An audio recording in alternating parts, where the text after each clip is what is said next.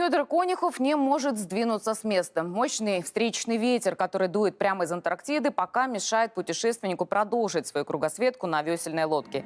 Сейчас до мыса Горн ему чуть больше 500 километров. Также облачная погода не позволяет зарядить солнечные батареи и, соответственно, электронные приборы. О новых испытаниях путешественника сообщается на его сайте. За почти 150 дней одиночного кругосветного плавания Федора Конюхова настигали несколько мощных штормов. Его лодка была повреждена.